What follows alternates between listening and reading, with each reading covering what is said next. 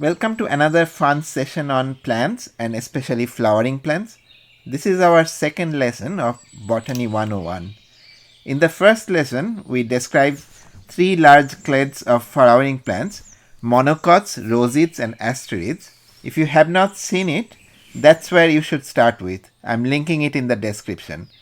I used the geographical analogy in the last video and described monocots, rosids, and asterids as three big continents. So today we'll dive deeper and learn about the countries, states, and counties. In the biological language, the deeper divisions are called order, family, genus, and species.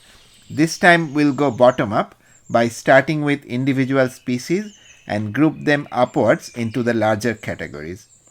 So let's start with the number of distinct flowering plants, or what we call species.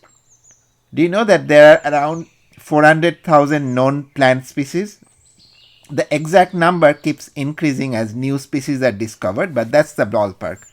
To give you examples, tomato is a species and so are potato and eggplant.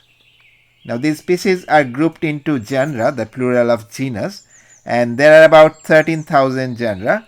If you do the math, that's roughly 30 species per genus on average. These genera are then grouped into families. In a previous video, we covered one of those called Ericaceae, or the heath family. It includes rhododendron and blueberry as members. Similarly, Solanaceae is another family that includes tomato, potato, and eggplant.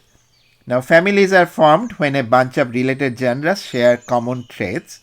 This way of grouping plants had been around for several centuries, and currently there are about 350 to 400 recognized plant families, which averages around 20 to 30 genera per family.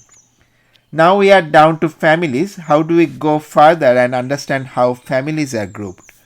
That's where things get a bit trickier. Historically, it was hard to figure out the relationship between the families just by looking at their physical characteristics. But once molecular data like DNA analysis came into picture, things got much clearer. Using the molecular data, scientists grouped these families into about 68 plant orders. These orders are the next level up, and they show us how plant families are related to each other. And now monocot, rosid, and asterid, each of them include a number of families and number of orders. I'll show that in the next part of the video. I'll share a plot with you, and it's a 2021 paper called Plastid Phylogenomic Insights into Relationships of All Flowering Plant Families.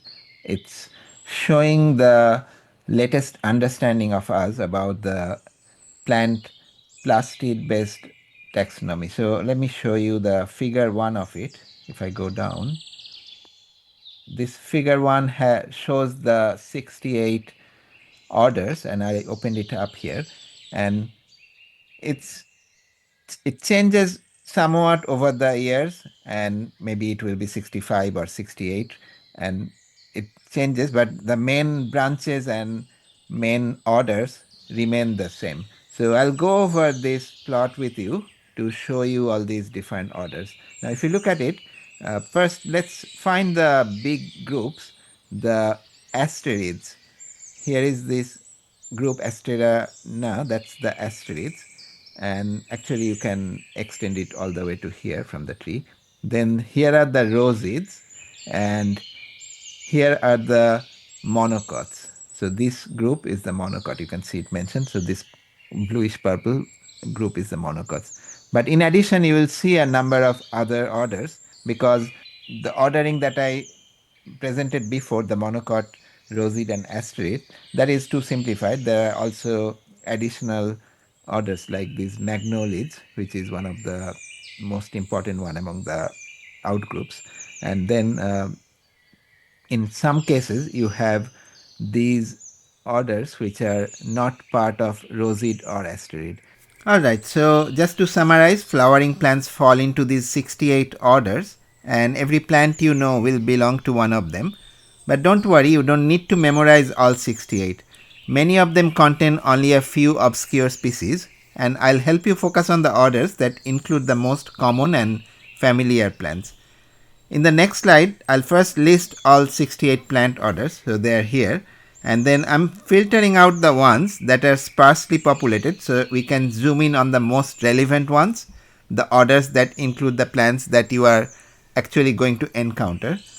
And here is the real simplification. If you look at the orders and look inside, you will find that only one or two families are dominant within them. So not only you have to learn about only 40 or 50 orders, but effectively you are going to learn about only 50 families, and then you know the classification of many common plants.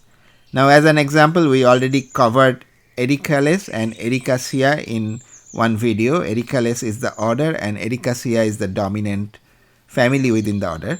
I'll be covering more of them in the following videos.